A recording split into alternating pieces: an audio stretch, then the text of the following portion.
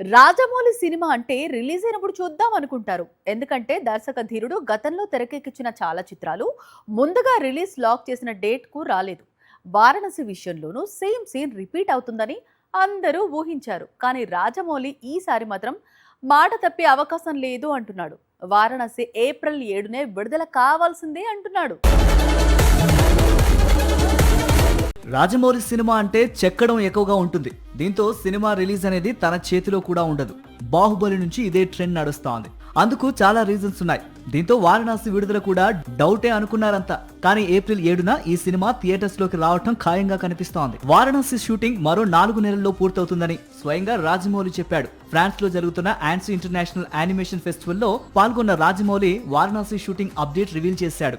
సినిమాకు సంబంధించి major shooting part అంటే కీలకమైన యాక్షన్ సీన్స్ చిత్రీకరణ పూర్తయిందని, ప్రస్తుతం చిన్న చిన్న సన్నివేశాలు మాత్రమే చిత్రీకరిస్తున్నట్లు తెలిపాడు.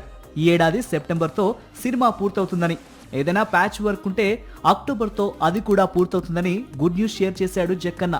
వారణాసి గురించి మరోవైపు ప్రియాంక చోప్రా ఆసక్తికరమైన వ్యాఖ్యలు చేశారు. కేన్స్ లైన్స్ కాన్ఫరెన్స్ లో వారణాసి మూవీని ఆకాశానికి ఎత్తేసింది. సినిమాను ప్రపంచంలో 200 భాషల్లో విడుదల చేయబోతున్నారని, దర్శకుడిగా రాజమౌళి విజన్ అద్భుతం అనేసింది. హాలీవుడ్ కు క్రిస్టఫర్ నోలన్, స్పీల్బర్గ్ ఎలాగో ఇండియన్ సినిమాకు రాజమౌళి అలాంటి వారంటూ దర్శక ధీరుణ్ణి ప్రశంసల్లో ముంచెత్తింది. సాక్షి టీవీ ప్రసారాలను నిలిపివేయటం చట్టరీత్యా నేరం. సాక్షి టీవీ ప్రసారాల కోసం మీ స్థానిక కేబుల్ ఆపరేటర్ను వెంటనే సంప్రదించండి. డిటిహెచ్ లో, ఇంటర్నెట్ లో కూడా సాక్షి టీవీ ప్రసారాలను వీక్షించవచ్చు.